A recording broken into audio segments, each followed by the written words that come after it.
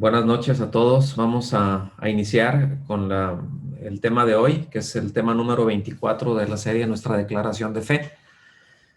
El día de hoy el tema está un poquito más largo. Ahorita, en un momentito más se los voy a poner ahí en la pantalla. Se llama Redención, el plan eterno de Dios. Es la primera parte. Antes quiero hacer como un recordatorio nada más muy, muy rápido de las cosas que vimos en los temas anteriores, esencialmente. Y bueno, lo que vimos en el tema anterior fueron algunos de los aspectos esenciales con respecto a la caída del hombre y que pues hacen evidente su miseria espiritual, ¿verdad? Ahí fue donde nos quedamos. La corrupción moral, ¿verdad?, que tuvo la caída. Vimos varios de los aspectos que si bien es cierto, quedaron muy, eh, que fueron inmediatos. Hay otros que no se notaron. De hecho, y hay cosas que si bien es cierto, el hombre no perdió, ¿verdad? Vimos eso, ¿se recuerdan? El hombre no perdió en el momento de la caída, pues sí se ha degradado. O sea, no perdió su capacidad intelectual, ¿verdad? En ese momento, pero se ha ido degradando y se ha ido tendiendo al mal porque la corrupción así es, ¿verdad? Mencionamos además los efectos que tuvo en cuanto a la naturaleza también, es decir, esa nueva relación en la que entró, ¿verdad? Una relación completamente extraña con toda la creación, con todo lo que Dios había hecho, ¿verdad?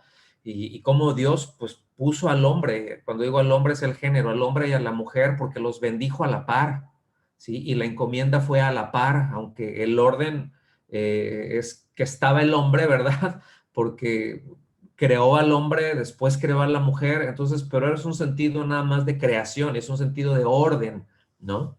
Pero les dio esa capacidad de gobernar, ¿verdad? Como lo vimos, para que fueran su regente, esa imagen visible de Dios en su creación, y pues como efecto básicamente inmediato, estaba pues ya expuestos a esas inclemencias, ¿verdad?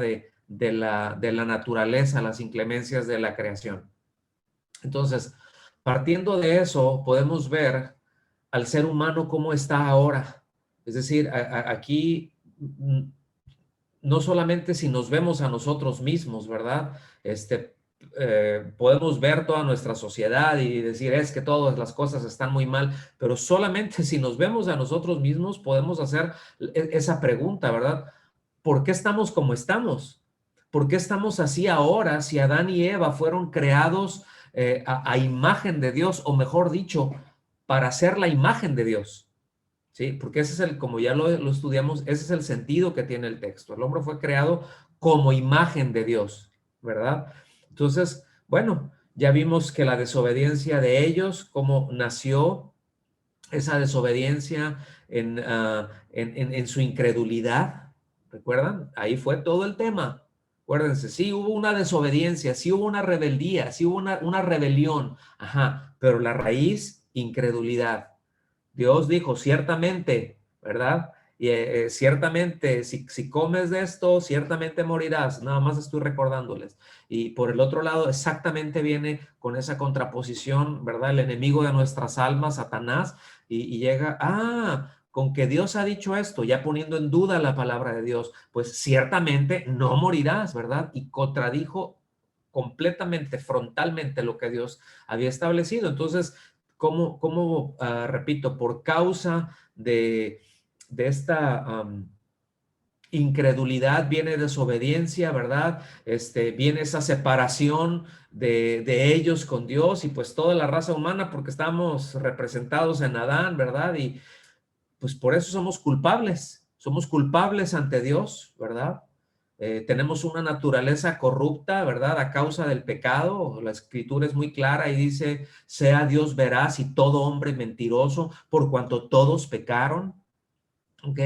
Entonces, con esa naturaleza corrupta, ¿verdad? Y pues una de las cosas que manifiesta esa corrupción en el hombre, en el ser humano, es precisamente esa incapacidad que tiene el hombre de regresar a la comunión y a la intimidad con Dios por sí mismo. El hombre no lo puede hacer. Es decir, nosotros vemos en el relato bíblico, en el relato que está en Génesis, lo mejor que pudieron hacer fue pretender cubrir su vergüenza con unas cuantas hojas de higuera. ¿Ok? Eso fue lo mejor que pudieron hacer para cubrir su vergüenza. O sea, sí, les voy a recordar lo que vimos la semana pasada de lo que este antiguo puritano John O. Mencionó, ¿verdad? Se recuerdan que decía que le recordaban, cuando él veía al ser humano, pues que le recordaba muchos de los edificios, de los palacios de Londres, decía específicamente, pues él era de acá, cómo le recordaban, ¿verdad? Que en alguna ocasión tenían algún letrero fulanito de tal, algún personaje importante había vivido ahí, ¿verdad? Y cómo el hombre tenía ese letrero en su vida que decía, Dios alguna vez habitó aquí, ¿verdad? Entonces, pues el hombre es una ruina, es una ruina de su antiguo y de su original yo, es decir, el hombre es una ruina de sí mismo, ¿ok? De esa gloria con la que Dios lo creó, Dios, pues el hombre lo arruinó, es una ruina de eso. Entonces, pero escuchen bien, pero por las sobreabundantes riquezas de su gracia y por su bondad y por su amor para con nosotros, pues nosotros vemos en el capítulo 3, ¿verdad? De Génesis también ahí, que termina con una nota de esperanza. Yo les comenté que para mí en lo particular, ese es un capítulo y hay unos versículos ahí que son de lo más trágico, que son espantosos, ¿verdad? Porque realmente son espantosos, es horrible lo que describe, lo que ocurrió ahí. Sin embargo, mis amados, el final del capítulo 3, vemos nosotros ahí de Génesis, termina con una nota de esperanza, ¿sí? Cuando se supieron ellos, cuando se dieron cuenta, cuando se vieron a sí mismos sin esperanza, cuando vieron su irremediable y su irreversible pérdida también de cómo se habían hecho esclavos del diablo, ¿verdad? Cómo estaban ya bajo su poder, incapaces de resistirlo, su voluntad completamente rendidas a él, ya no podían resistirse a él, indefensos en sus manos, ¿sí? Pero aún, escuchen bien, aún ahí, Dios envió un rayo de luz en medio de esa densa obscuridad que estaba ahí y él se dirige entonces a la serpiente y le pronuncia hay una sentencia definitiva que hace ahí a la serpiente. Déjenme leerles aquí. Génesis capítulo 3, versículos 14 al 15, ¿verdad? Él se dirige ahí, escuchen bien. Ahí le está hablando Dios, le está hablando a la serpiente. Dice, y el Señor dijo a la serpiente, por cuanto has hecho esto, maldita serás más que todos los animales y más que todas las bestias del campo. Sobre tu vientre andarás y polvo comerás todos los días de tu vida. Escuchen bien, versículo 15. Pondré enemistad entre tú y la mujer. Escuchen bien, esta es una enemistad. Esta enemistad quiere decir que este es el enemigo de nuestra alma. No solamente es el enemigo de Dios, hay una enemistad que está puesta entre Satanás y la mujer. Escuchen bien, entre tu simiente y su simiente. Es decir, este término de simiente se traduce también como descendiente. ¿Ok? Él te herirá en la cabeza y tú lo herirás en el talón. Escuchen, aquí se está refiriendo, esta es la primera promesa mesiánica. Esta es una de las cosas que podemos ver, algo de la gracia de Dios tan impresionante y una de las razones por las que Satanás odia tanto al ser humano, ¿sí? Porque en tanto Satanás fue condenado inmediatamente, en cuanto él hubo maldad en su corazón y él se rebeló contra Dios, fue juzgado, fue echado y fue juzgado inmediatamente, ¿sí? Sin embargo, para el ser humano, aunque cayó, ¿sí? Aunque cayó, se le prometió un redentor que está aquí y habla de la simiente o del descendiente de la mujer, ¿sí? Ahora, a este punto, para que una mujer tenga un hijo, tenga un descendiente, requiere la intervención del hombre, ¿ok? Por eso aquí es clarísimo, cuando dices la simiente de la mujer, el descendiente de la mujer no es el descendiente de la mujer y del hombre, ¿sí? Es el descendiente de la mujer, porque Jesucristo tomó su forma corporal humana de María, ¿ok? En este caso, de la mujer. Entonces, por eso, cuando dice que Él te irá en la cabeza y tú le herirás en el talón o en el calcañar, se traduce también, esto se refiere a cuando el Señor fue a la cruz, fue brutalmente herido, ¿sí? Fue brutalmente herido, físicamente fue brutalmente herido y fue muerto en esa cruz. Pero en su resurrección derrotó completamente al enemigo de nuestra alma. Lo hirió en la cabeza. Esto es definitivamente, cuando habla esto, herido en la cabeza es herido para siempre. O sea, de esa herida no te levantas. ¿Está bien? Entonces, esto es muy importante que nosotros lo tengamos claro porque Génesis 3:15 es la primer promesa mesiánica. Por eso dijimos, o sea, de que vendría el Mesías, de que vendría un redentor nacido de mujer, no nacido de hombre y mujer, nacido de mujer. ¿Ok? Algo que es muy importante, repito, tener esto en mente, ¿sí? Miren, mis amados, Dios no excusó a la mujer por haber sido engañada, ¿ok? Dios no la excusó, hubo consecuencias por eso, pero escuchen bien, trajo un juicio más severo sobre el engañador. Es decir, fue engañada porque dudó, porque tuvo esa libertad, ¿sí me explico? Pero la sentencia, o sea, no quedó eximida, pero la sentencia sobre el engañador fue terrible, ¿verdad? Por eso aquí utiliza un lenguaje, pues, poético, porque todo esto le está añadiendo solemnidad, ¿ok? Todo lo que está tratando ahí lo está manejando de una forma en que le realza esa solemnidad. Y el versículo 14, pues, se utiliza solo para maldecir a la serpiente sobre la tierra. Póngame atención en esto. Vimos cómo en el versículo 14 Dios maldijo a la serpiente, ¿sí? Recordaremos que en el versículo 17 de Génesis 3, la tierra es maldita a causa del pecado del hombre. Es decir, Dios le dice al hombre, maldita será la tierra por tu causa, ¿sí? Pongan atención en esto. Porque aunque el hombre y la mujer enfrentaron unas realidades terribles, muy duras, ¿sí? Como lo mencionamos en un principio, en la introducción, una relación completamente nueva con la naturaleza, con toda la creación. Escuchen bien, Dios no los maldijo a ellos. Tuvieron consecuencias, tenemos consecuencias, la raza humana tuvo consecuencias, pero no hubo una maldición porque ya previamente Dios los había bendecido en el capítulo 1, en el versículo 28. Entonces Dios no bendice a uno y luego lo maldice, ¿ok? Bendijo al hombre, no lo maldijo.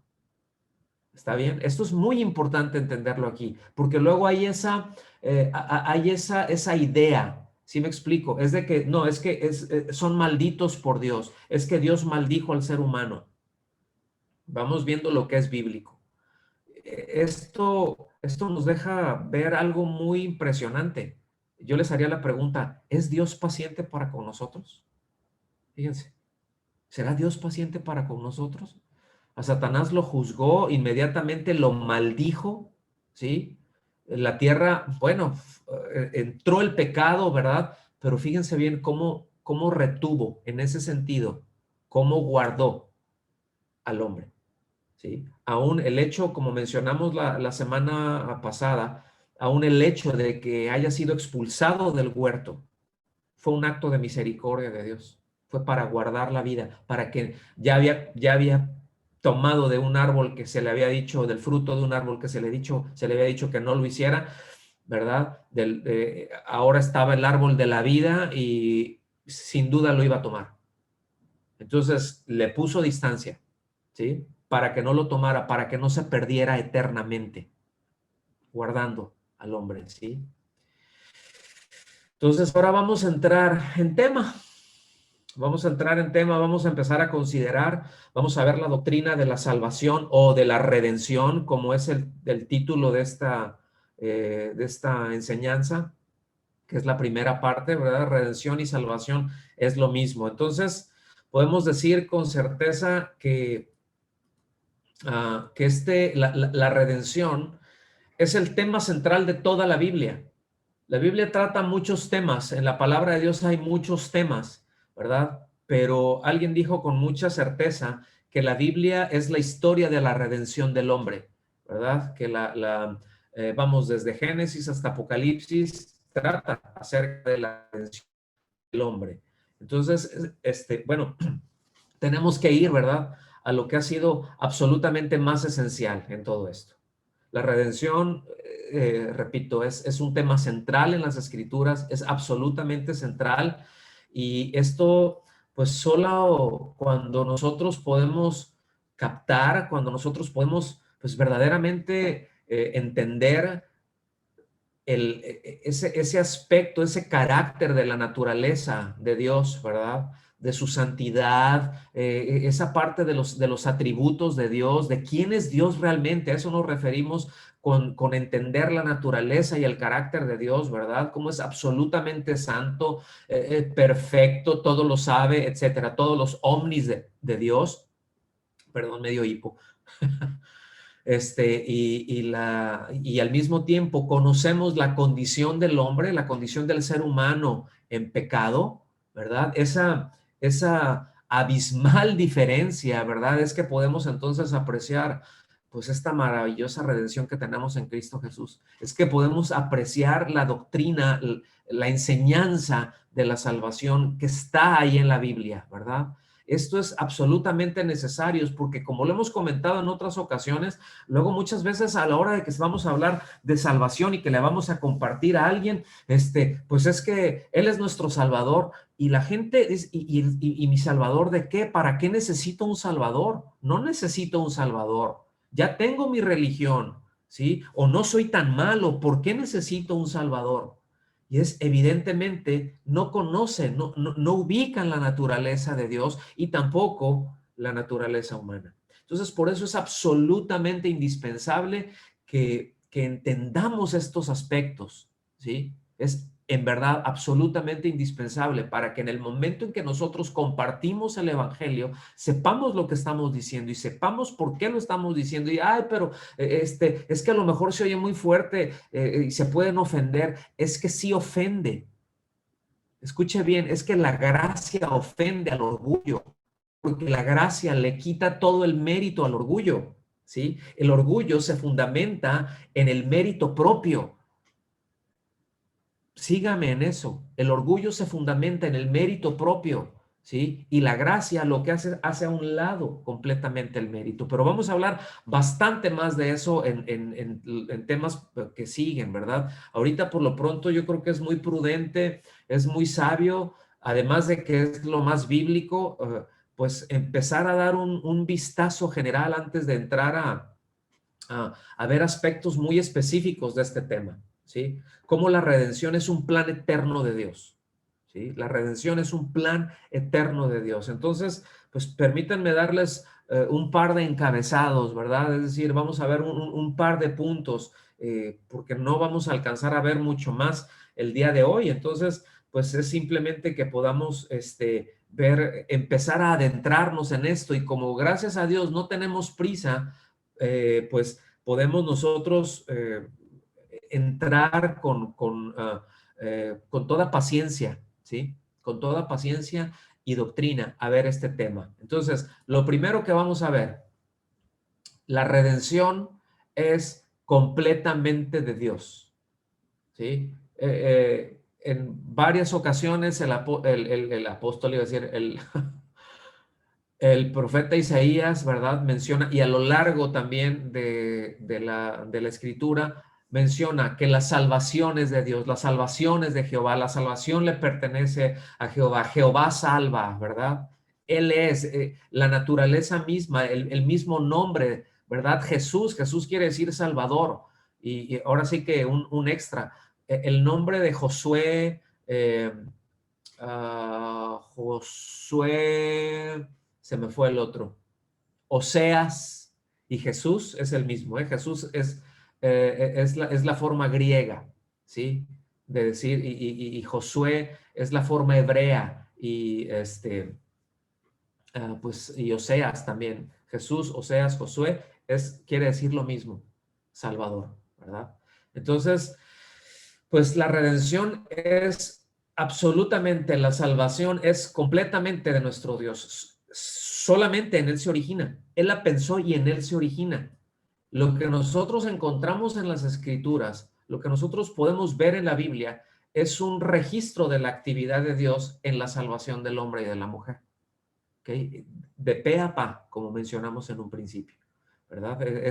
En el momento, pues, había caído y el ser humano y se encontraba realmente, pues, en una condición lamentable, ¿ok? Y cuando estaba ahí, cuando parecía estar completamente sin esperanza, porque él se vio así, el ser humano se vio así, sin esperanza, ¿verdad? La esperanza le fue dada por Dios. Como lo mencionamos hace un momento, lo mejor que pudo hacer el hombre para intentar, para pretender salir de su vergüenza, fue coser unas cuantas hojas de higuera. Ya recordé el subtítulo del tema que les había mencionado del libro del doctor Martin Lloyd Jones, ¿verdad? Del Evangelio en Génesis, que dice, desde las hojas de higuera hasta la fe. ¿Verdad? Todo ese camino, ¿verdad? Como las hojas de higuera, ahí lo dejan al hombre en su propia condición, no le da esperanza, ¿no?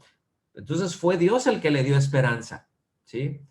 Fue Dios el que le habló, fue Dios quien le describió lo que él quería hacer y lo que él iba a hacer, pero fue Dios el que le habló, fue Dios el que le buscó, ¿sí? Yo creo que nunca voy a poder enfatizarlo suficientemente fuerte, aunque lo voy a intentar, por eso les voy a pedir que pongan mucha atención en esto. La Biblia, como ya lo mencionamos, escúchenme muy, muy bien en esto, por favor, pero la Biblia es una cuenta de lo que Dios ha hecho, es un registro de lo que Dios ha hecho en cuanto a la redención, ¿verdad? En cuanto a la salvación del ser humano. Eso ya quedó claro. Está, yo creo que más claro que eso ya no lo puedo decir. Escuchen bien. No es, la Biblia no es una cuenta del hombre buscando a Dios.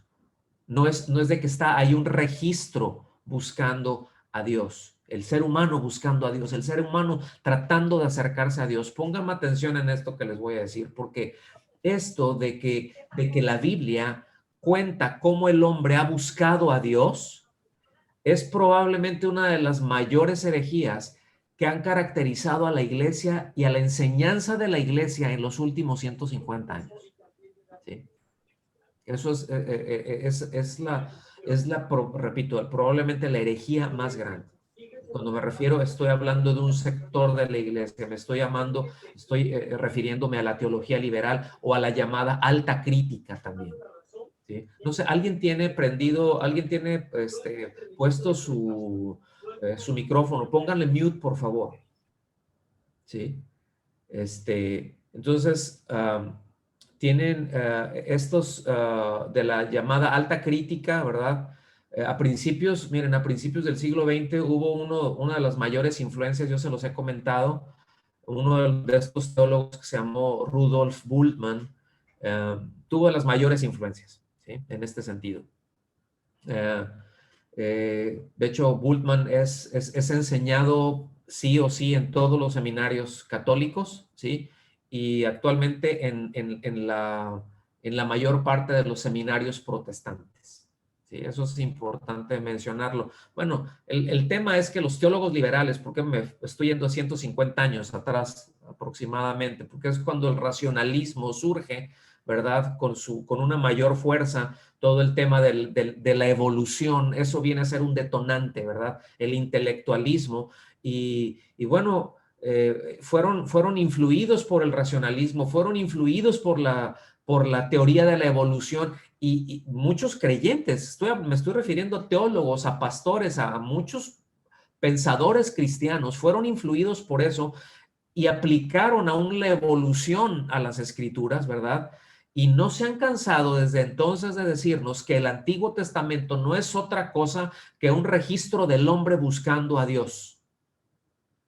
Y lo han dicho de una manera, y lo han dicho de otra forma, y lo han dicho de otra forma, y eso se ha filtrado en prácticamente todos los institutos bíblicos. Queda uno que otro por ahí, me refiero de los importantes, queda uno que otro por ahí, ¿verdad? De los institutos bíblicos o de la academia, ¿sí? De donde viene el pensamiento, de donde se desarrolla el pensamiento, de donde se desarrolla teología y se pasa posteriormente, ¿verdad? A las iglesias, vamos a llamarlo directamente así, en donde se gesta todo esto. Pero esta idea de que es el hombre buscando a Dios y que, repito, la han afirmado por más de 150 años hasta la fecha, es exactamente lo opuesto, ¿verdad? Porque la Biblia, repito, es un registro de la actividad de Dios, es lo que Dios ha hecho y lo que Dios va a hacer tocante a la redención del hombre, tocante a la salvación del hombre. Por ponerlo de otra manera, déjenme llamarlo, déjenme decirlo de otra forma. No es cuestión de lo que el hombre puede hacer para apaciguar a Dios, ¿sí? No es lo que la Biblia no trata, qué es lo que el hombre puede hacer para apaciguar a Dios. No, pero espérame, pastor, porque sí, ahí en están los sacrificios que se tenían que hacer y en la ley está y que se tenían que hacer los sacrificios para que Dios fuera propicio. Escuchen bien, todo eso que está ahí no llevaba el punto de apaciguar a Dios, ¿sí? Eso en esencia es paganismo. En el paganismo buscan, porque todavía se sigue practicando, pero buscan, hacen cosas para apaciguar a sus dioses, ¿verdad? Hay distintas expresiones, distintas manifestaciones, ¿sí? El dios de no sé qué está enojado, ¿verdad? No ha habido cosechas. Echemos granos, ¿verdad? Al río para que el río entonces lleve y traiga y se apacigüen y hagamos esto y todas esas prácticas de idolatría, ¿sí? Tenían en esencia buscar el apaciguamiento de sus dioses. Ese no es el registro de la Biblia, mis amados, ¿sí? Y hay esa enseñanza muy generalizada, ¿verdad? En que el mensaje de la Biblia, ¿verdad?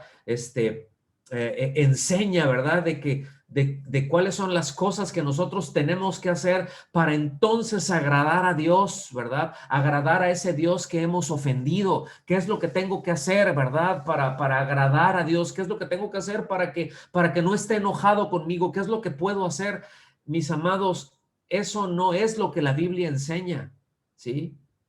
Ese mensaje es bastante equivocado. La Biblia nos dice con toda claridad lo que Dios ha hecho para reconciliarnos con Él, no lo que el hombre ha hecho para apaciguar a Dios.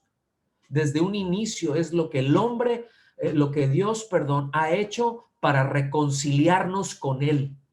El hombre no tenía ni esperanzas. Recuerden, cuando vio su vergüenza, cuando se vio desnudo, lo mejor que pudo hacer, repito por enésima vez y seguiré repitiéndolo, ¿sí? Fue hacer unos delantales, unas burcas, vamos a llamarlo así, de higuera, cubrirse completamente con hojas de higuera. Si me preguntan por qué con hojas de higuera, no tengo la menor idea, ¿sí? Pero algo representa, ¿sí me explico? Algo representa, pero yo no lo sé. Entonces, ¿para qué les invento? Entonces, yo quiero enfatizar muy fuertemente con esto. No solo es de que ese mensaje está, de que Dios no quiere recibirnos, está equivocado porque Él ha hecho todo lo posible por buscarnos. ¿sí? Desde el Edén fue Dios el que fue al huerto, no al revés, ¿sí? Y esto vamos a tenerlo muy, muy claro ahí en el corazón, mis amados, ¿sí? Cuando el hombre pecó, no fue a buscar a Dios. Dios sabía que el hombre había pecado absolutamente, sin lugar a dudas, sin ningún género de dudas. Él todo lo sabe, ¿sí? Y él fue al hombre. Él fue al Edén. Él entró a buscarlo. Dios le habló, ¿sí? Entonces, así que eh, queremos, pues, capturar, si queremos capturar en su cabal medida, ¿verdad? La doctrina de la redención, pues debemos de hacer a un lado realmente toda noción que el diablo ha instalado en la mente y en el corazón del ser humano, ¿verdad? De que Dios es contra nosotros. Es que está la enseñanza, ¿verdad? De que Dios abomina al impío y que Dios abomina y que Dios odia al pecador y se presenta a un Dios de odio. Y no es eso lo que la Biblia enseña, o sea, esa es una enseñanza descontextualizada, ¿sí? O sea, tenemos que ubicar muy bien eso. No puedo decirles qué tan importante es esto, porque la Biblia presenta al Dios de amor. Ahora, que es un Dios ofendido, que es un Dios agraviado, sí, y que es justo completamente. Por eso repetí o repito, ¿verdad? Son aspectos generales que estamos viendo ahorita porque nos vamos a ir adentrando a aspectos muy particulares, pero tenemos que ubicar esto, ¿sí? Esa noción de que Dios está contra el hombre, escuchen bien, es algo que Satanás ha plantado en la mente y en el corazón del ser humano. Recuerden que Él es el enemigo de nuestras almas y que hay enemistad entre nosotros, es decir, entre el ser humano y Satanás hay enemistad, ¿sí? Aunque algunos piensen, ¿verdad?, de que es su amigo, aunque algunos piensen que se pueden llevar muy bien con él y que pueden hacer pactos con él y que se la pueden llevar muy bien y que él no los va a tocar y no es así. Satanás es un traidor mentiroso que no dudará en destruirle, ¿sí? Es así como algunos te dicen amigo, ¿verdad? O te dicen amado amigo, ¿verdad? Y con la otra mano le están dando vueltas al puñal que te han puesto ya en la espalda. Eso es diabólico, ¿me explico? Eso es algo diabólico. Bueno, así es Satanás.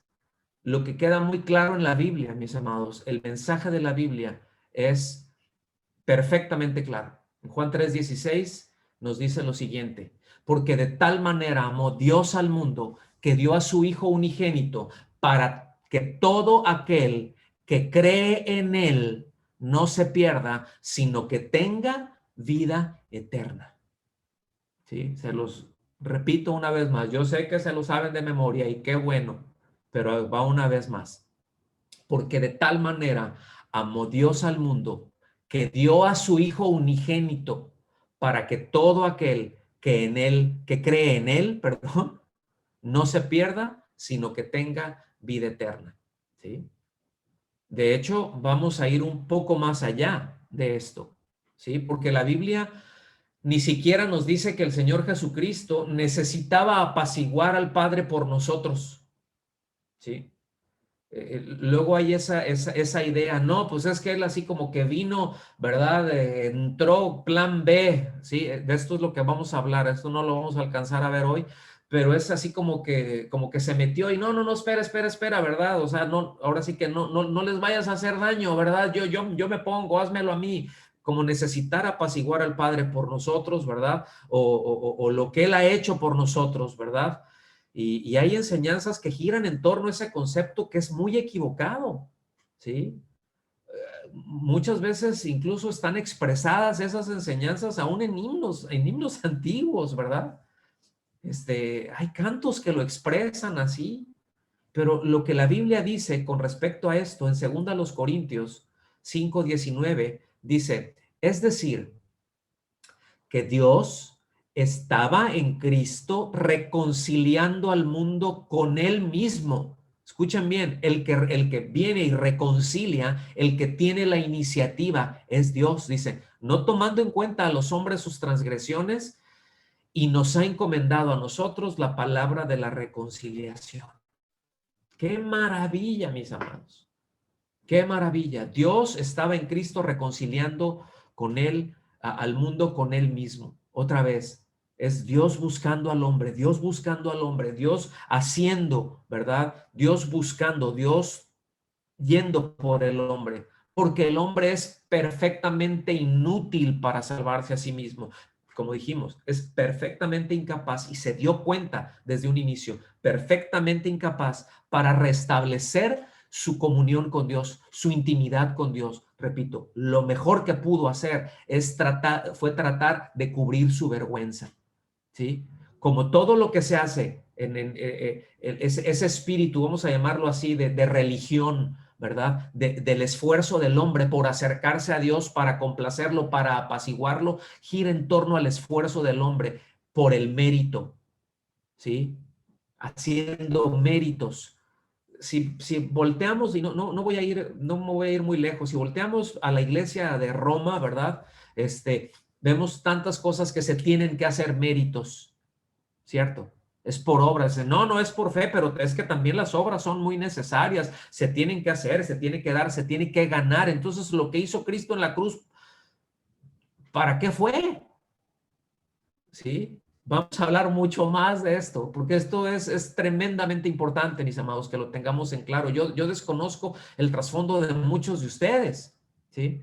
Y tenemos que aterrizar esto con la palabra de Dios lo más certero, lo más preciso y lo más claro posible. Entonces, que Dios me ayude en esto, ¿verdad? Y les ayude también a ustedes a poder entenderlo. Entonces, lo que esto nos dice, según a los Corintios 5:19, lo que nos dice con toda claridad, no es de que Cristo estuviera apelando, ¿verdad?, ahí ante el Padre para que el Padre cambiara de opinión, para que Dios cambiara de opinión. No les vayas a hacer nada. Así es que, ay, pues a Adán y Eva, no sé qué les pasó, ¿verdad? Y ay, no, es que fue una iniciativa del Padre de enviar al Hijo. Y ya lo veremos la semana entrante, cómo el Cordero había sido sacrificado desde antes de la fundación del mundo. Es decir, vamos a hablar acerca del decreto de Dios, no de los decretos, el decreto de Dios, pero eso lo trataremos la semana entrante. Pero tengo que mencionarlo ahorita, ¿sí? Porque fue Dios el que tomó esa iniciativa, ¿sí? Entonces, enfatizo este primer punto, mis amados, que vimos, este primer encabezado, vamos a decirlo así, que la salvación, que la redención es enteramente de Dios. Es enteramente de Dios. El hombre no colabora con Dios para nada. Es enteramente de Dios. ¿Está bien? El segundo principio que vamos a ver, ¿verdad? Es que la salvación es absolutamente por gracia. Y ya entendemos que gracia, o sabemos que gracia es algo que se nos da, que no merecemos, ¿ok? Haciendo un recordatorio nada más de la diferencia entre gracia y misericordia, para que lo tengamos claro. Gracia es, Dios nos da lo que no merecemos. Eso es gracia, ¿ok? Dios nos da lo que no merecemos. No hemos hecho nada por él, no hemos trabajado por eso, no tenemos absolutamente ningún mérito, ¿sí? Para eso. Entonces nos da lo que no merecemos. Misericordia es Dios no nos da lo que nos merecemos, ¿sí? Misericordia, Dios no nos da lo que nos merecemos. La gracia, repito, Dios nos da lo que no merecemos. Misericordia no nos da lo que merecemos. Habiendo dicho esto y habiéndoles hecho un lío por un momento, ¿verdad? Todo, todo es por gracia. Todo Dios nos lo dio, ¿sí? A pesar de la rebelión nuestra, a pesar de la rebelión del hombre, a pesar de la arrogancia del hombre, a pesar de su locura y de su pecado, escuchen bien, la salvación es por gracia. Si nosotros vemos la narración que está ahí en Génesis 3, ¿verdad? En todo el capítulo de Génesis 3, como Adán y Eva desobedecieron, se rebelaron tontamente, ¿sí? Actuaron tontamente.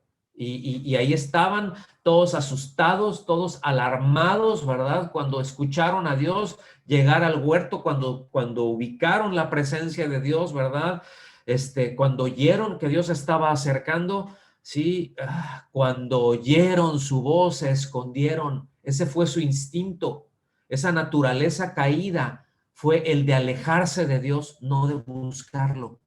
Porque ese es el instinto del hombre, ese es el instinto del hombre caído. Por eso, repito una vez más, la Biblia es un registro de la historia de la salvación del hombre, es un registro de lo que Dios ha hecho y de lo que Dios hará en cuanto al hombre, lo que Dios ha hecho para salvar al hombre, de llevar de principio a fin, ¿sí? Desde el principio hasta el final, las salvaciones de nuestro Dios. Él nos la da, ¿sí? Es por gracia. Repito, vamos a ahondar en esto, pero aún estando en esa condición, aún estando en esa locura, ¿verdad? Como mencioné, ese actuar tonto, ¿sí? Que tuvieron, híjole, pues Dios los llamó, mis amados. Dios los llamó. ¿Dónde están? ¿Dónde se meten? ¿Sí? Fue Él que los llamó a regresar. Fue Él que les llamó, denme la cara. Pero fue Dios buscándolos desde un principio. ¿Sí? No fue el hombre acercándose a Dios. La historia, ¿verdad? Repito una vez más porque quiero enfatizar en eso. ¿Verdad? Lo que dicen los liberales, ¿verdad? Los de la alta crítica, no, es el hombre buscando a Dios. El hombre nunca ha buscado a Dios porque su instinto es de alejarse, es Dios buscándonos. La salvación es por gracia, mis amados. La gracia de Dios es tan maravillosa. Me podía pasar tiempo hablándoles de la gracia y lo haremos en otra ocasión, pero ahorita vamos a centrarnos en esto, ¿verdad? Dios hablándoles, dándoles la oportunidad, ¿sí? De regresar, de reconocer su pecado, de ponerse a cuentas, y lo mejor que se les ocurrió hacer a este par fue echarle la culpa al otro. Lo mejor, ¿verdad? Entonces, a pesar, mis amados, a pesar del hecho de que no merecemos, ya estamos en el final, a pesar de que no merecemos, de que somos indignos de su amor, de que somos indignos de su gracia, pues, de su misericordia, pues Él nos ve con compasión, Él conoce nuestra condición, sabe que somos polvo, mis amados, ¿verdad? Y siempre nos habla a nosotros en términos de gracia, en términos de amor. Siempre lo hace así, siempre lo ha hecho así, ¿sí? Siempre lo ha hecho así. Bueno, a veces se tiene que poner duro porque, pues, qué padre es un padre que ama, padres que aman, que no disciplinan a sus hijos. Cuando alguien dice, no, yo no le doy sus llegaditas, no, yo no lo corrijo porque, pues, pobre querubín, ¿sí? Se les hace un daño terrible y Dios no es así. Qué bueno que Dios no es como nosotros, ¿verdad? Que Dios sí nos corrige y nos tiene que hablar fuerte y a veces tiene que entrar una corrección muy fuerte, pero es en amor. Si nosotros vemos eso, mis amados, es que Dios es amor y todo lo que hace surge de ahí, son expresiones. Escúchenme bien, por favor. Como ya lo dije una vez, dos, tres veces, hoy lo dije una vez al menos. El hecho de que Dios expulsara al hombre del huerto, aún ahí es una expresión de misericordia, es una expresión de amor, lo está protegiendo. El mandato, siempre el mandato de Dios es para vida, es para preservarnos a vida. Sí, por eso Él nos dice, yo pongo delante de ti camino de bien, camino de mal. O sea, tú tienes la decisión, escoge el bien, yo voy a estar contigo. Si escoges mal, te vas a dar de topes, te vas a lastimar tú solo. ¿Estamos bien hasta aquí? Entonces, vengan por favor a Tito, ya estamos terminando con esto. Tito, capítulo 3. Tito capítulo 3, versículos del 4 al 7.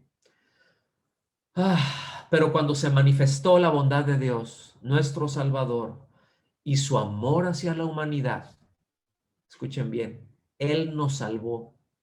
No dice que nosotros nos salvamos. Puede ser otro paréntesis aquí. Hay una expresión que ahorita les va a caer el 20, como se dice allá en México, ¿verdad? Como decimos los mexicanos. Nos va a caer el 20 de expresiones que se han enquistado y que tienen que ver, escuchen bien, que tienen que ver con esa levadura. ¿Se acuerdan que el domingo hablamos de cómo un pegoste de levadura leuda todo? Pero cómo esas raicecitas que están ahí, ¿sí? De la teología liberal, de ese ve y busca, el hombre buscando a Dios, el hombre buscando a Dios. Hay una expresión, ¿verdad? Que nos dice, vamos a salvar almas. Vamos a las calles, vamos a predicar el evangelio, vamos a salvar almas. Dios nos envía a salvar almas. Hola. Nosotros no salvamos almas, mis hermanos. Nosotros solamente somos heraldos, nosotros solamente predicamos el evangelio, nosotros no salvamos, pero luego se toma en cuenta eso sí. No, es que yo he ganado para Cristo. Yo me lo gané para Cristo. Yo lo salvé, me lo salvé para Cristo. Se lo arrebaté al diablo. Ay, mis amados. Ay, mis amados. Subrayen. Él nos salvó. ¿Sí? Se manifestó la bondad de Dios nuestro Salvador. Dios nuestro Salvador es Dios el que nos salva, no somos nosotros por el amor de Dios. Él nos salvó, no por las obras de justicia que nosotros hubiéramos hecho. Si no fue por eso, sino conforme a su misericordia. Sí, por medio del lavamiento de la regeneración. No, aquí Pablo se fue hasta la cocina con Tito, pero Tito sabía de lo que le estaba hablando. ¿Sí? Esta frase, el lavamiento de la regeneración, se refiere a la obra del Espíritu Santo, ¿sí? Quien, escuchen bien, en un momento hace nueva a una persona precisamente por la limpieza de la regeneración, que literalmente regeneración es nuevo nacimiento, ¿sí? Es decir, esta nueva naturaleza es precisamente la base para vivir la vida en Cristo y desempeñar la obra de Cristo, para desempeñar buenas obras, ¿sí? Dices que somos hechuras suyas, somos creados en Cristo Jesús para buenas obras, perdón. Perdón. Ay, sálvame, Señor. Ay, ahora sí que sí me emociona hablar de esto. Entonces, escuchen bien, ese es el lavamiento, ¿verdad? De la regeneración. Y es eso que ocurre en el momento en que hemos creído que, pues el mensaje del evangelio, ¿verdad? Que Cristo murió por nuestros pecados, que resucitó al tercer día y ascendió a los cielos, que Cristo tomó nuestro lugar y todo eso que vamos a estar viendo con respecto a la salvación del hombre. Dice, entonces, por medio del lavamiento de la regeneración, y después dice, y la renovación por el Espíritu Santo. La renovación por el Espíritu Santo es ese proceso continuo que ya tenemos en la vida en Cristo, ¿verdad? En donde el Espíritu Santo nos ha habilitado, que resulta en el crecimiento de carácter nuestro, que resulta en ese crecimiento en donde nos vamos pareciendo más a Cristo, en donde vamos creciendo en esos rasgos de carácter de Él, porque tenemos la vida de Él. Y bueno, eso desemboca en buenas obras. ¿Estamos bien hasta aquí? Versículo 6. Que Él derramó sobre nosotros abundantemente por medio de Jesucristo, nuestro Salvador. Aquí, ¿qué es lo que nos habla? Que Jesús es Dios. Dios nos salvó, Jesucristo nuestro Salvador. Jesús es Dios, ¿sí? Y Él nos salva. Versículo 7. Para que justificados por su gracia, ¿cómo somos declarados inocentes? ¿Cómo somos justificados? ¿Cómo es de que Él nos salva? Justificados por su gracia, fuéramos hechos herederos según la esperanza de la vida eterna. Glorioso, mis amados. No hay nada comparable a la gracia de Dios. No hay nada que se le compare, ¿sí? No hay nada que se le compare a la manera de que Él nos ve a pesar de lo que hemos hecho, a pesar de lo que somos, ¿sí? A pesar de que no tenemos derecho al amor de Dios, lo perdimos, lo dejamos ahí, ¿sí? Por eso la salvación es toda de gracia. Somos salvos por gracia, por medio de la fe, no por obras, dice, no por justicia propia, ¿sí? No por obras de justicia que hubiéramos hecho. Entonces, mis amados, aquí concluimos con el tema de hoy.